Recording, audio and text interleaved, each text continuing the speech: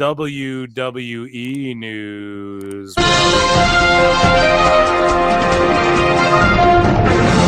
So here is Kevin Robert Kazar, aka Killer Kross, and he's talking to Kevin Sullivan, R.I.P. Kevin, this is Kevin Sullivan. I didn't text you because I wanted to talk to you. My friend, you have everything needed to be a huge star. You got the look. Your wife is a great asset to the package. Your work is spectacular. I don't know what's going on there. If you want to chat with me, please give me a call or text, whatever you want. But my friend, you are a talent that isn't come around very often. I don't know what their problem is, but if you want to chat, maybe we can get to the bottom of it. But don't get down because, brother, you're going to make it. You're going to be huge.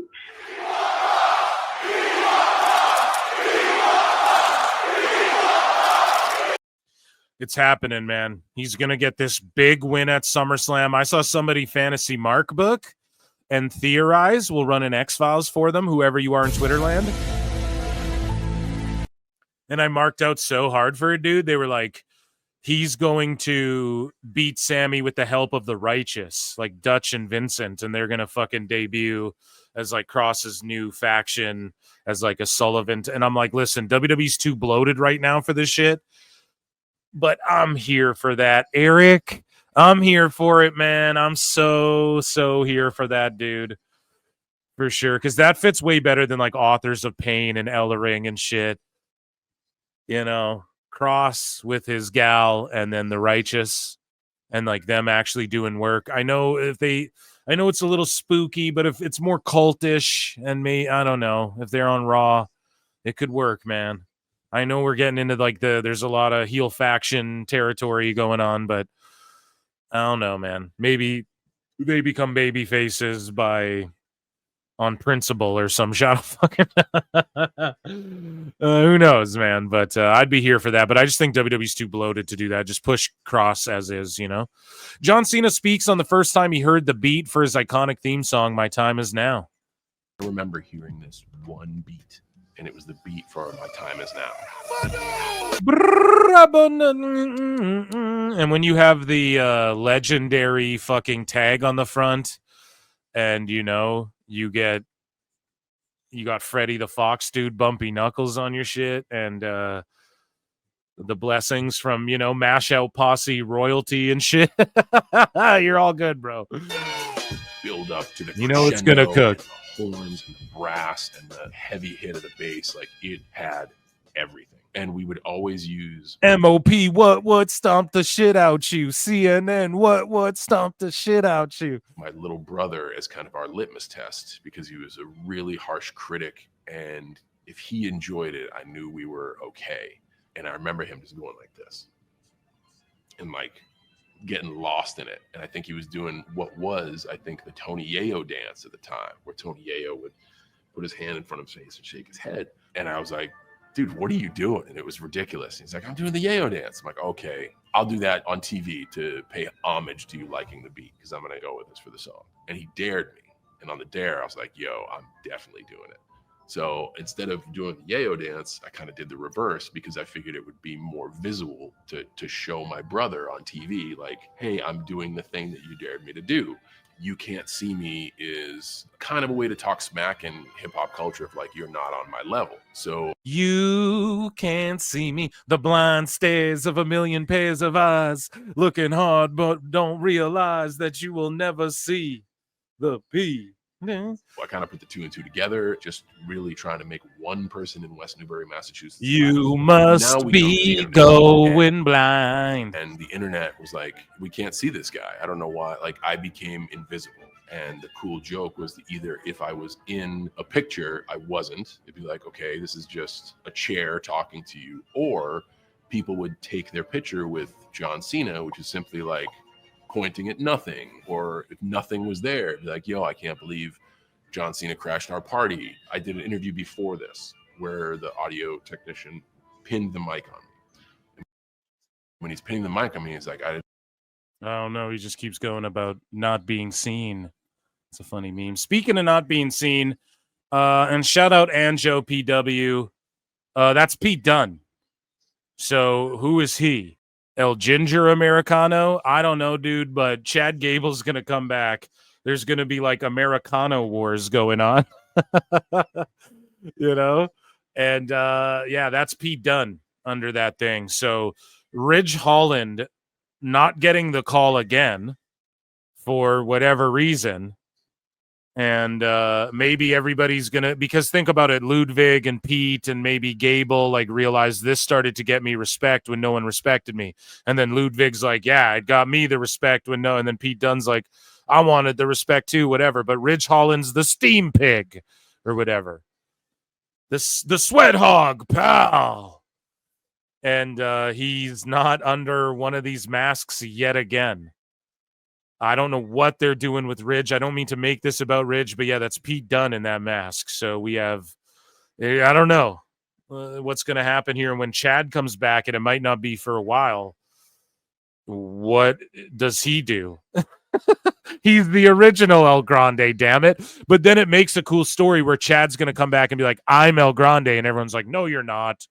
No, it was Ludwig the whole time. You weren't, you know what I mean? You were tricking us. It was a ruse or whatever the fuck. You can get that out of it. So there's obviously a plan in mind for this. They're not just throwing shit at the wall. Obviously, we all seen Unreal, bro. But yeah, that's Pete Dunne. So we will see what happens here. And who knows? Maybe we do get a third or fourth El Grande. I'm El Piggy. Right, because it was Ridge in the El Grande mask when they hauled El Grande out of the building with Chad Gable in the same frame. That wasn't Pete or Ludwig at the time, although we can retcon that. I mean, that's just because, bro, if you listen to K100, bro, right? That's just so. But they can retcon that and say that was Ludwig, but I have been anticipating, like, I thought the sweat pig thing was like a house show rib. And then it would have been Ridge. Like when I first saw the dude in the mask, I thought it was Ridge. Then I went online and it's clearly, obviously, Pete. So, yeah, I don't know what's going on with Ridge there, but don't be shocked if we see more of these guys because that's like an alternate El Grande mask. That's not even like an OG mask. He's like, looks more like Aki Man there. But Sean Waltman says, I'm proud to coach members of the WWE ID program. I'll be at their ID showcase Friday, 8/1 in Rutherford for the crowning of their fucking Mox and Hangman, dude, of their first ever men's and women's championships. This is an exceptionally talented group of aspiring pro wrestlers. Come see them if you're in town. So yeah, we have Cappuccino Jones versus Jack Cartwheel, and this is presented by GCW. We have Kylie Ray versus Zara Zacher versus Zeta Steel. Now, you guys notice the GCW team up with the ID showcase and the WWE ID program. Notice GCW is going to literally like every continent and every state and they're the ones knocking on the door of like, we're doing shows in Japan now and Puerto Rico and Mexico, and we'll go to Iraq and we'll go to fucking, they're just naming places and going to them. And yeah, they're heavily involved in the ID stuff. Of course, WWE, they sort of sent Bradshaw out there and he confirmed. Well, we know now what he was doing. He was out there scouting and shit, but he did confirm on the TNA side there was a plan there, but then ownership kind of changed or leadership kind of changed or whatever, not ownership. And so, yeah, this all isn't coincidental. There's the bigger picture here at play. You all know that. You all watched Unreal. I mean, you all know how real it is. But no, I did like watching that show, and just I marked out over like little things, like how Triple H and the producer, I forget his name, they called the whole Rock Cena thing on the fly as far as what cameras to use, him explaining on the fly. I mark out for like the behind the scenes shit like that, because that's sort of, my lane in the past. And so, I've done some things like that in the past, like not being in charge of everything, but just witnessing that in action. So to know that they called something that was truly cinema. Okay, as far as like getting the right shots, the when, all of that, it was brilliant. And to see them live call that shit, I mark out for little things like that. I enjoyed the show, seeing like the aftermath of some of the matches, and just like instantly when they walk into Gorilla, people are all of a sudden just like out of character, and everyone's just like, fucking, that was fucking great, fucking, and they're just saying fucking every 2 seconds, fucking, that was fucking, fuck, that was fucking great, you know? And they're all just doing it the whole time. So it's just funny. They wait to get off TV and they just start cussing like you or I. And so I like shit like that. And just to see people like nervous in real life and like emotional for shit in real life, that's the cool little gems you get out of that. And then also there was an MVP out of the whole thing. Is the guy, his name's Matt something. I forget his goddamn name. Chat will tell me. He's the gray-haired dude. He's short. He doesn't really have a chin. I think he has gray hair. Maybe there's some darkness in there a little bit, but he is just, he's like sitting to the left of Triple H in all those board meetings. He's right there. All the wrestlers go and shake his hand. He doesn't say much. He keeps quiet. What's his name? His name's Matt something. Some MVP. Is that what I said? He's the MVP. One of the MVP. I know you guys are like, you don't remember his fucking name. What was his name? I can't. Matt Kreneski or some shit. Look it up. He works for WWE. I should know the name. But he's the guy sitting there, and he's responsible for, and Michael P.S. Hayes with the Jey Uso thing too, but he was like, dude, I really think we should get Jey in there, but I just don't see how it can work. But everyone at the table's like, Punk should win the Rumble. He's like, Jey, I think. And when Triple H was like, when they were talking about what to do with Cena, I think he was just a guy who was willing to push back on Triple H all the time. And he had the vision on a bunch of these shits with the triple threat match, right? As well. He's like, dude, if we, Heyman, like, this is what makes it interesting is Roman, because Triple H is like, dude, if we strip Roman down of that triple threat match after he has no Heyman, no team, he's a tweener, like all the shit that he had that made him super over, we strip him of all that. I think that kills Roman. And then that Matt guy's like, you know what? That's interestingly enough what I think will make him interesting. And I was like, that guy's the MVP right there, because he's willing to throw that curveball in there. And we've seen a lot of these moments in WWE where we've all said it. Like, the easy thing would be if they just like John Cena final run ever. They didn't need to turn him heel, but they fucking did it. And they gave us one of those moments that we'll never forget for the rest of time, like Hogan dropping the leg on Mach, like we got another one of those in our lifetime. It is so incredible. So, that's a dude. And also we found out that like The Rock's a fucking, if we're to believe Triple H and everyone, we found out The Rock's a liar. Like when he did that McAfee interview, he lied when he confirmed Dave's lie. Therefore, Dave is a double dumb fuck. Right. And so that was cool too. I liked seeing that because it's what we all knew. Like, and they lie for different reasons, right? Like Dave's trying to sell subscription for fake news, lying, telling people he has the inside scoop, literally telling people on his Twitter that you become infinitely smarter as a fan if you read his shit. So it's educational now, right? And he's the all-seeing eye. He's fucking Uatu, the watcher of pro wrestling, is what he's trying to tell everybody day in and day out. And then The Rock lies because he's just like a media-trained Hollywood guy. He just knows how to keep his image looking good, right? And so he knows when to lie, how to lie, who to lie to, etc. So that was a cool, if we're to believe Triple H and how the phone calls went down and all that. But it was just funny seeing everyone get worked up over this fucking clearly fun reality show that... my wife was watching with me and she's like, why would they make this a show? She's like, it's way better not knowing any of this shit. And I'm like, you're right about that. And we talked about WWE Unreal a little bit. And we saw that it was trending here. Raw's trending 4, Unreal trending 5, and top 10 on Netflix. I could check Netflix right now and tell you what it is in Canada. Because I'm sure it's got to be one of the top shows on there, which is so good to see. And I see that regularly, WWE shit in the top 10. And here is an instance of Charlotte Flair, who was being welcomed backstage on Unreal. I'm going to keep it small, and these are the women all cheering for Charlotte when she won the Rumble.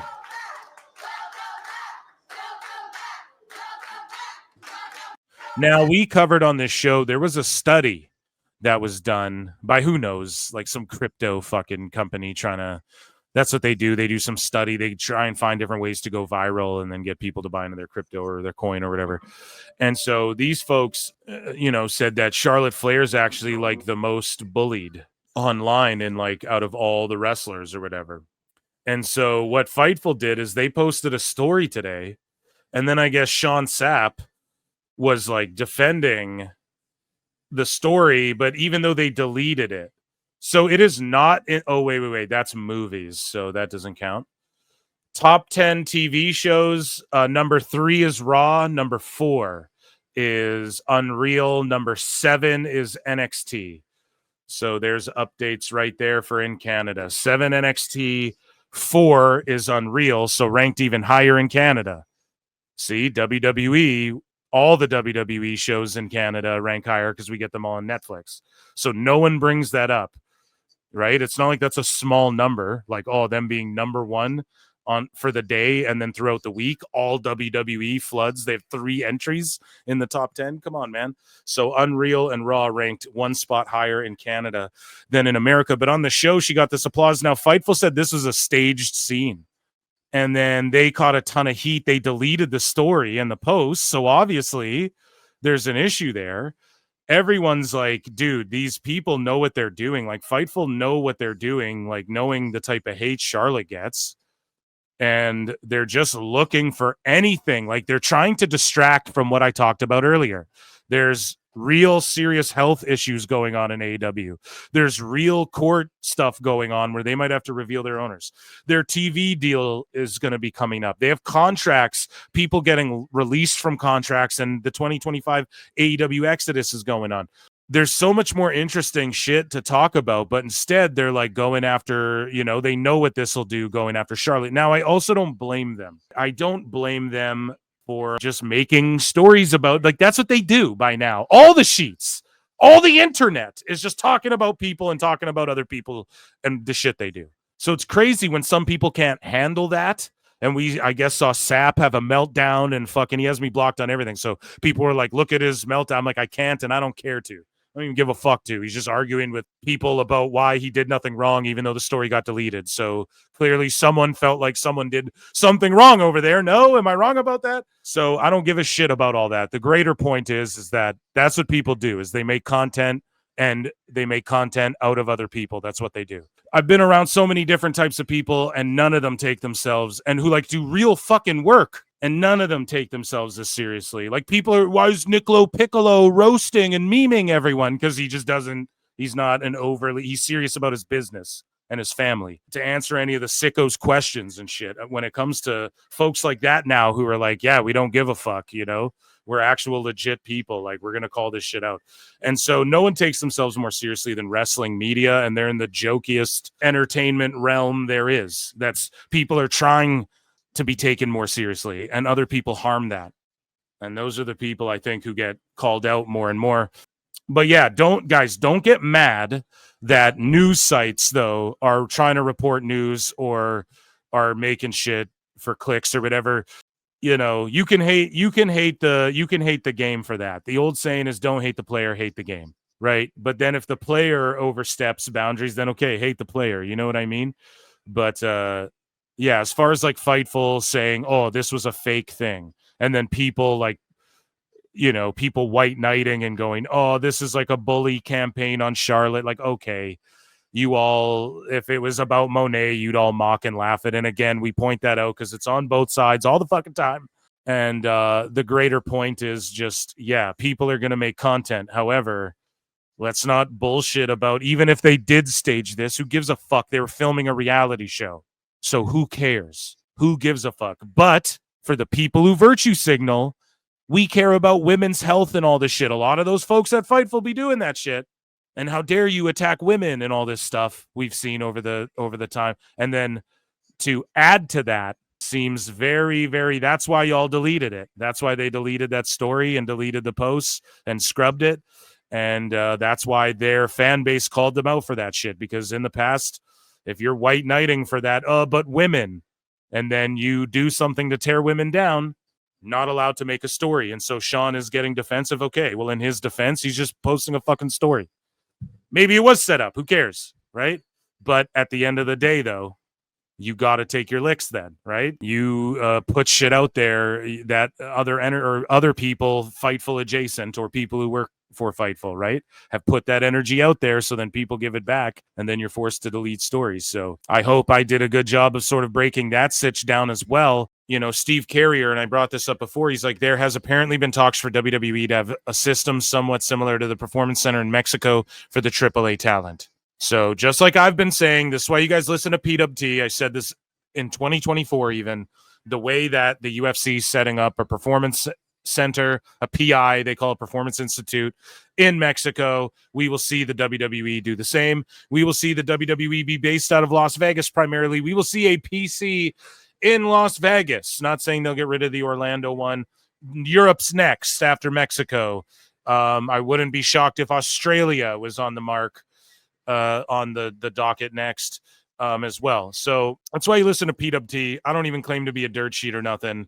And I already tell you this stuff way before anywhere else, the AAA sale, all that shit. So, yes, in Mexico, they will have a PC like the UFC does. Also, if there is an NXT Mexico, which could happen, NXT Mexico, it will not replace AAA. It will not be the same thing. Okay, NXT UK won't come back. Europe is next, though. WWE will be based out of Las Vegas with a PC there, too. And the working idea is to bring in trainers to the PC in Orlando to adapt to WWE's methods. So they're going to train people, and then they're going to eventually build a PC out there or something adjacent. And don't be shocked if there's one in Japan and then one all over the world. That's Dana White's and TKO/Endeavor's vision for the MMA as well. They've been for years and years and years now. The Mexican PI just open. I think they're trying to do one in India eventually. They've put a big footprint in Australia. They've done tons of work there. Lots of good, I'd say a good handful of MMA talent comes from that part of the world. Europe and Russia and shit, you gotta think is on the docket, and we see a bit of that if you pay attention, if you watch this show and you pay attention to what WWE's doing lately. And like Prime doing deals with like WXW and shit like that. It's all, and what I brought up before, what the WWE ID/GCW is doing, going all over. It's all starting to come together. And if you guys are triggered by WWE being global now, wait until it goes fucking uber global over the next like decade, 20 years, you know? So we talked a little bit about Charlotte and Tiffany before, and how on the Unreal series, it was revealed that Phil Marks did not miss again, even though everyone was burying me online saying I got worked. And Tiffany did go off script a bit there, and then they just apologized, shook hands, and did business per the request of the leader, Triple H, Booker of the Year. And so Ric Flair had comments after all this time on Tiffany bringing up Charlotte Flair's divorce and said it was a cheap shot, which it kind of was. But at the same time, you guys are making fun of each other's like plastic surgery faces. Yeah, these women went low, dude. Women get real catty fast. That's what they do. So let's listen to what Flair had to say. I didn't like when the personal stuff came out. You're talking about with Tiffany. Yeah, you know what? I'm embarrassed for her, and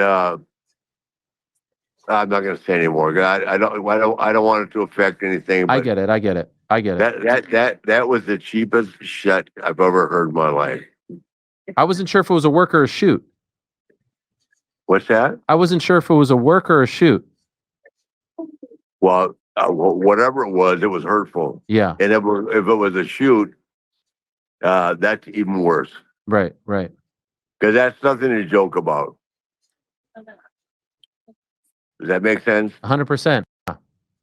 Yeah, so there's Flair's feelings on that. But yeah, it was kind of funny to see all the dirt sheets, like, it wasn't a work and everything. It's revealed in this show, blah, blah, blah.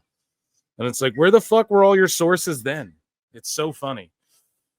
Speaking of which, WWE returns to Japan this October. Speaking of Japan, I talked about NXT, etc. In Mexico, and a PC in Mexico, and Nevada possibly having one along with the residency, and then also a super show in Japan. So they're doing these super shows in Mexico. They're doing these super shows in Japan. Now, what's the play here? Why don't they do Raws there and shit like that? You might be wondering. I think they're just trying to put on these huge shows untelevised, and then they'll do like just train people to want them even in an international market.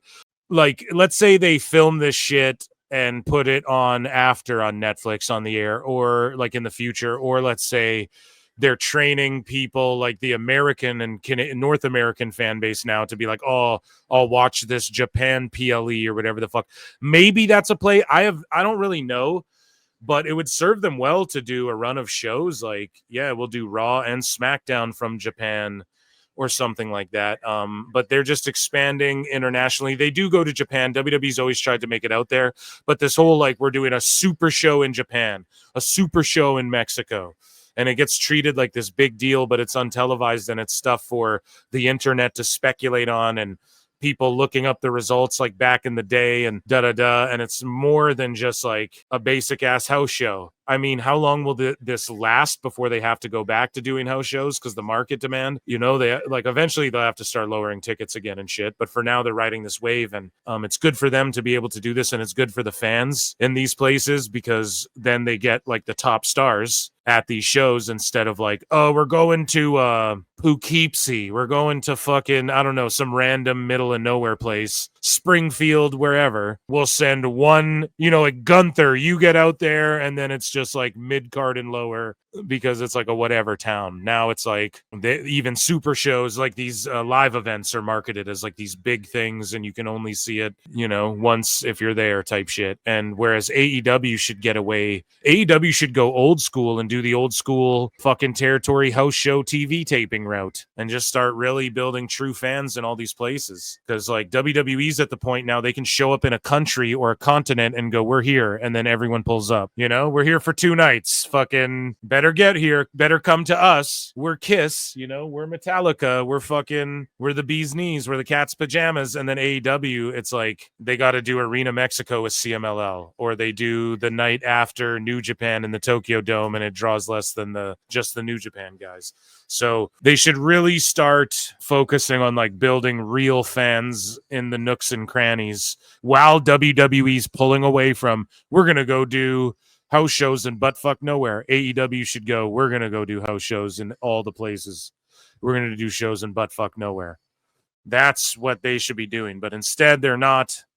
And they're not studying the business. That's why, Brian. So Chelsea Green would love doing some non-WWE work for Netflix. Shit, who wouldn't? I would love to host some Netflix shows. If there's a Netflix Christmas movie they want me to star in, I will go. I'll do it. They should do that. She would be awesome as like Lindsay Lohan's sister or like best friend in one of these fucking, I'm old but need to find a guy. No offense. I'm not hating on you, but you guys know what I'm talking about. It's like Lindsay's got one for every fucking holiday now. It's Halloween and I need to find a man, and I'm a cougar now who focused on my career too long. So she would be awesome in that. She would be good hosting one of those like goofy cooking shows or one of those challenge shows like The Floor is Lava or something, but like not that, you know, like its own thing. So yeah, I would scoop up Chelsea Green immediately if that was an option. She's primed up for it. Dude, that show Unreal, because we're always like, Chelsea gets it, right? And people in the IWC in general are like, Chelsea Green gets it. She just understands it. And I've been a fan of her since the Laurel Van Ness days, the Deep Dark Impact days. I stayed a TNA fan. And because when did she debut? Like 2013, 2014, 2015, something like that. And so on Unreal, dude, she just proves she gets it. And her attitude is she's like, I'm not a crier. I just like control what I can control, and I can control my attitude towards shit, and goddamn, that's inspirational. And she really does get it. Now, who are we to tell her who gets it? Bruh, you can see it. It just made me a fan of hers like 100 times even more than I already am. that show. So WWE Raw, speaking of Netflix, for last Monday's episode, stayed even with the prior week. The hours viewed were best since June 9th. The show scored 2.7 million views globally, 5.7 million hours viewed. Number 5 the prior week, number 5 globally, number 4 in the US this week. And then as we saw in Canada here, it was number 4, and then Unreal was 5. And then NXT was 7 in the top 10 in Canada here. So good shit, pal. Speaking of good shit, congrats to friend of the show, Big Trouble Ben Bishop, quadruple B. Or no, not quadruple B. I'm an idiot, but BT double B. I'll give myself a dummy. Dummy, yeah. But he's been on PWT before, and I'll get him back on for you guys sooner or later. But he got a tryout with WWE, and shout him out, man. I really hope he gets signed up. I'd love to see him tear it up in NXT, and he is a ginormous dude. That would be an awesome heater. He doesn't take himself too seriously either. And he gets it. Another person who gets it. And he will most definitely be a valuable addition to like someone's faction or something, or like him. And I know it's too much factions, but in NXT, there are a lot of groups. But okay, then put like him with, because like the QCC's sort of falling apart. So put him with like Ren Sinclair or something like that, and have them just do funny shit. And he's like a heater for someone or something, you know, that would be awesome. So confirmed among the names set for WWE tryouts this week, at the top of the list, LJ Cleary. So friend of the show, right? So Husey was pumped about this, and he's like, this would be a good pickup Allegedly for WWE here. He was DMing me, and LJ Cleary, I hope he gets picked up. That's Lyra Valkyria's husband or fiance in real life, husband, I think. And he's just really small, that's all. But he's in really good shape, and he's a good wrestler, and that's what NXT's for, dude. If Noam Dar can get over and shit, why can't LJ Cleary come in? Ben Bishop, I mean, he would be signed as a fucking immediately for me. Like, he can learn. So this is LJ Cleary. Ben Bishop can just, even if he can't work, which he can, he's been working all the big names on the indies. But even if he couldn't, it's like you can learn as we go. You know, he's better than Omos, and Omos is learning as he goes, you know? So, and that's not a knock on Omos. It's just Bishop is. He understands the psychology of it a little bit better, I think. And he knows how to drum up a storm on the internet, but not in a way that turns people off, in a way that's gotten people interested in him. And LJ Cleary's already like a really good wrestler in Europe. He's like one of their top guys. That's like, you know, on the indie scene, they consider him, I guess, to be like one of their main dudes, right? So again, wouldn't be bad to have a guy like that on your fucking roster. Maybe a European title gets brought back to the fold. I don't know. I'm just making shit up here. But LJ Cleary, Ben Bishop, Megan Walker, Mike Cunningham, Golden Boy Santos, Zoe Sager, Jaquan McNair, CBL. JBL's like, that's my gimmick. Rain Leverkusen, Anita Vaughn, Ariana Milan, Eli Knight. Yeah, we covered him before on the show. He's this young prospect who he can just flip and flop and fly around and shit. And he's really cool. He's like a very impressive high flyer, but he's got to work on that psychology. And if they brought him in, it's like, does he just come in and one up a guy like Javon Evans, who's like one of their high flyers, or does he come in and one up like a Ray Phoenix or something like that? They wouldn't main roster him right away. He's too young, but you guys know what I'm saying. Will Cruz, LNB Akasen, Eduardo Godino, Vincent King, Zoe Hines, CJ Felder, and Aiden Bigu. So shout them all out, man. That's the SummerSlam tryouts, and hopefully a few of those people get picked and get some good looks. Because, yeah, we're going to need to bolster up the roster if we're talking about more and more shows, right? And more countries and continents getting involved in pro wrestling again, or at least with WWE, maybe for the first time. Also, I say, like in my 2K25 universe mode, you got to split up NXT into brands soon. and do hard brand splits. Raw, SmackDown, NXT, NXT. In my universe, I do NXT Gold and NXT Platinum. Those are the two brands because we're getting bloated on the roster side. But speaking of the Performance Center, Tiffany Stratton says she's proof that the WWE Performance Center works. She says, I am from the WWE Performance Center. I am a homegrown talent, so I am proof that the Performance Center works. She is. She's a top star. It's the smartest thing they ever done in pro wrestling. Speaking of guys floating around, War is coming to Bloodsport. Ivar, Eric, the War Raiders are looking to conquer new ground or die trying. They will be at Josh Barnett's Bloodsport. So he's just riddling his Bloodsport cards with WWE talent. And again, who wouldn't if they're available to you? It's the crossover with GCW as well. And it's good that these guys can get work in other places. Speaking of serious and legit, man, Jellyroll was at NXT chilling, just soaking it all in and just taking it seriously, spending his time at the PC. And he's bitten by the fucking wrestling bug. And whether you think it's cringe or not, he takes it serious. So I'm okay with it. So Stephanie Vaquer, everybody in the IWC on the sicko side, they like to try and get triggered over Stephanie Vaquer's Devil's Kiss move. Okay. And people, you know, even like Matt Morgan, who's a friend of the show, he's my buddy, my pal, and even he disagrees with me on this. He would say like, nah, it undermines the move, like Booker T's reaction to it, but she enjoys it. And she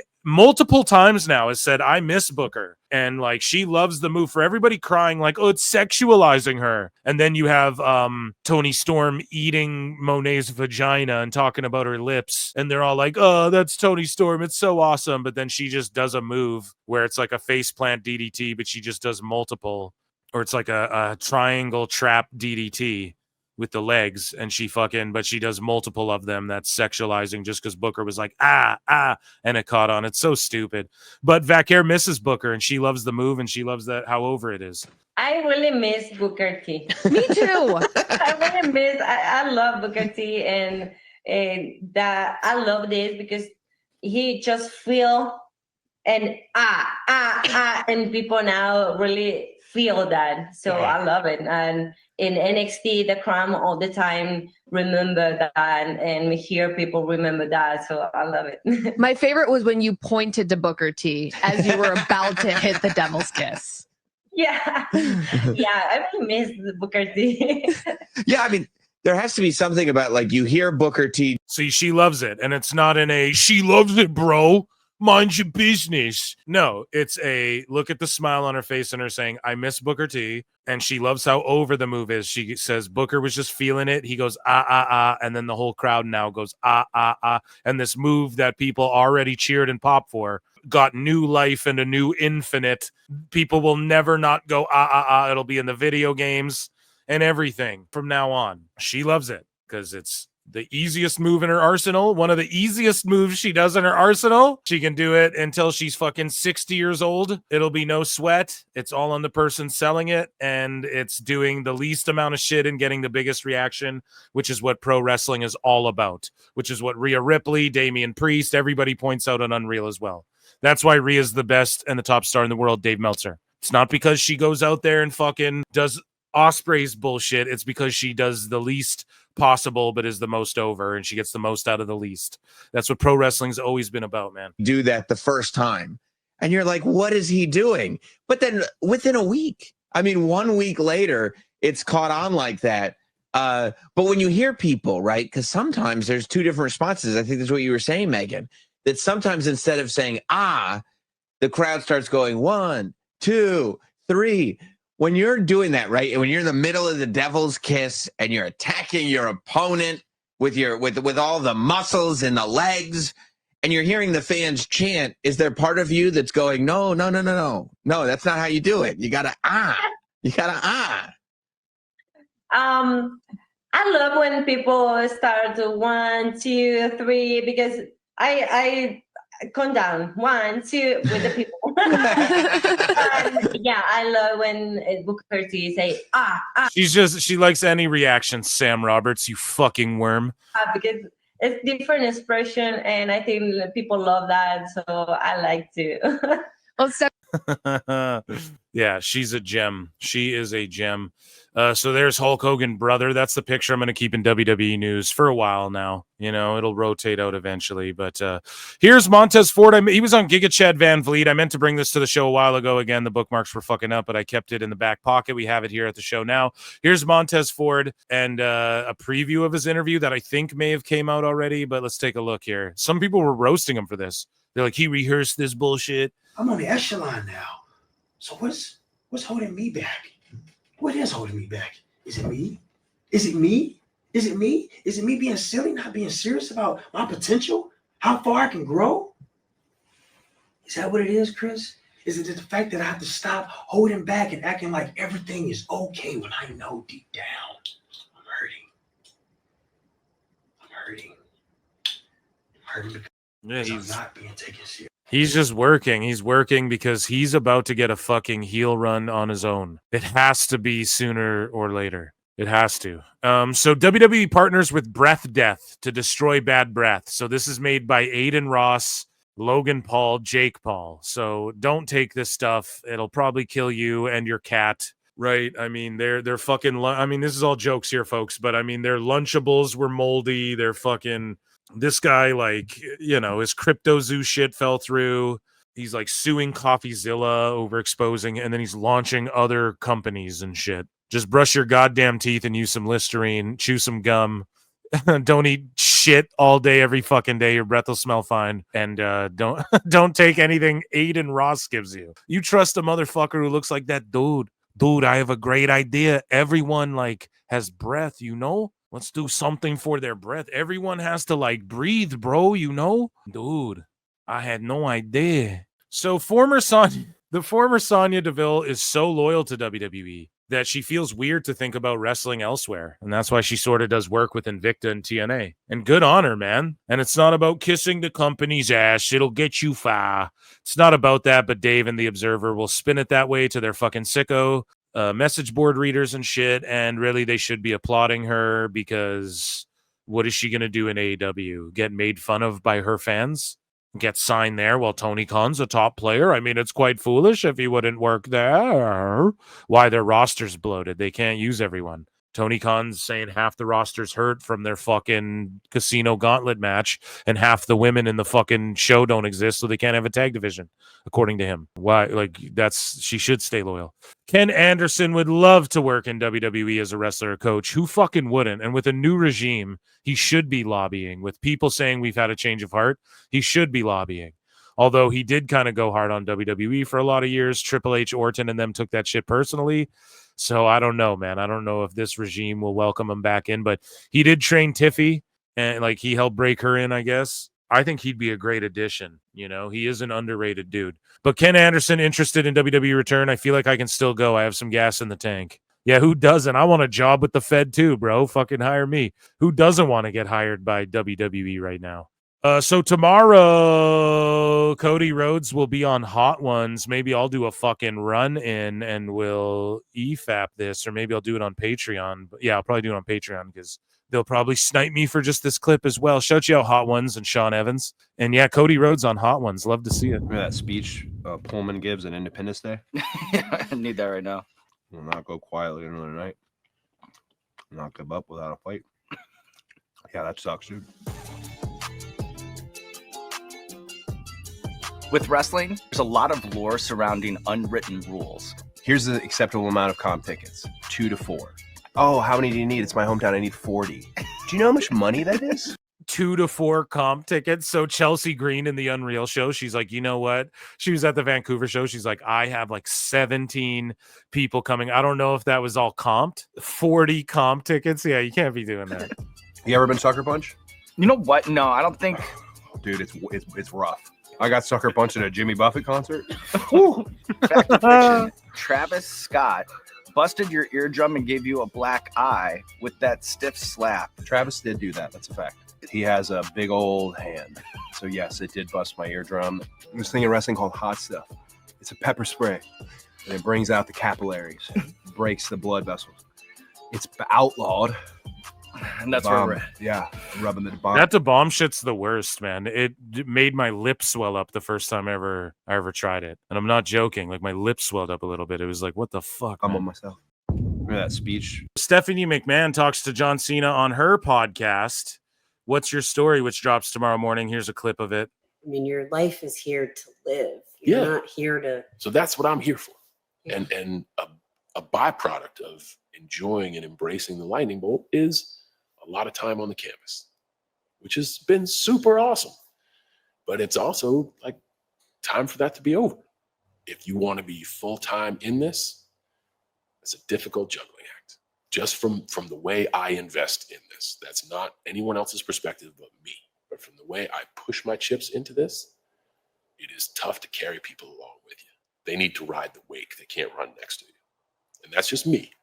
And fuck yeah, I running right? A schedule like I was doing in 2013 would destroy me right now. So this is a risk of like, why are you choosing to hang it up? You're in shape. Life is good. You look good. You can still jump high and move fast. It will ruin me and ruin my relationship. And that's the tip of my spear. So I got to close a chapter.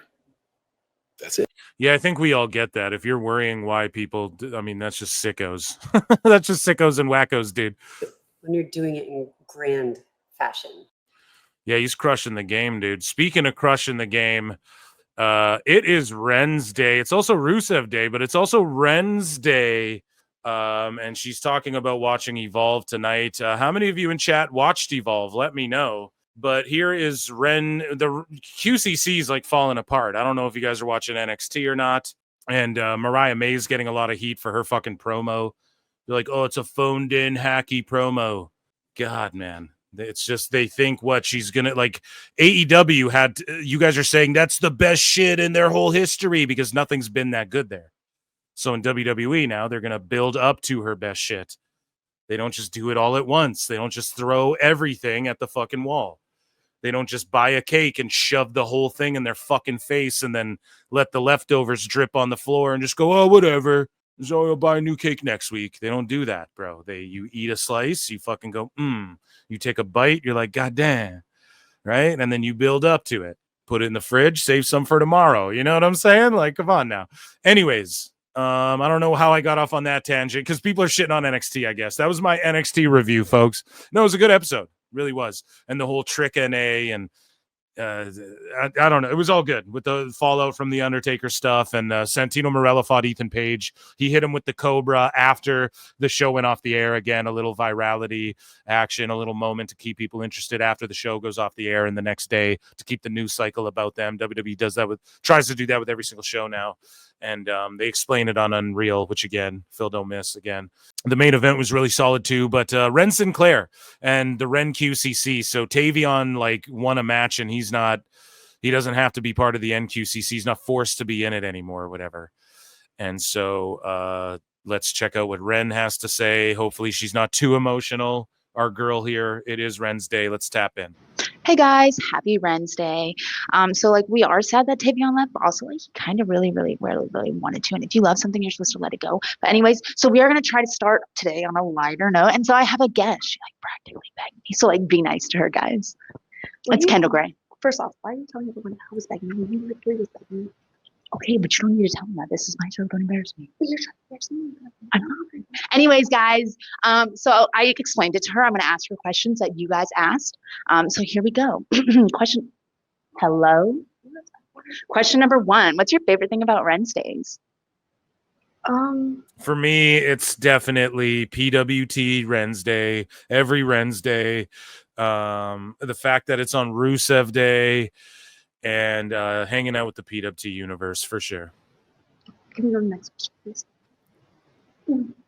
Yeah. Question number 2.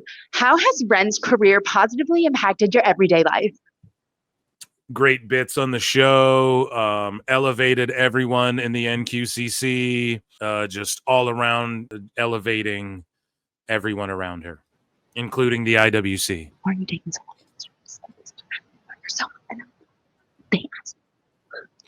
Okay, question number 3, the final question. So you should probably answer this one. Okay, this be good, actually. Yeah, it's going to be. What is your favorite match? I would say Kurt Angle and. Sorry, actually, it says, what is your favorite Ren Sinclair match? Ren versus Mariah May, Blake Monroe, rather. I thought you wanted me on here to ask me about it. Kendall. Oh, guys, that's all the time we have left. I'm so sorry. No. Okay. Next question. Psych. Okay. There you go. Getting Kendall Gray over there. How dare she shove our girl? And that, ladies and gentlemen, was WWE News and Wrensday.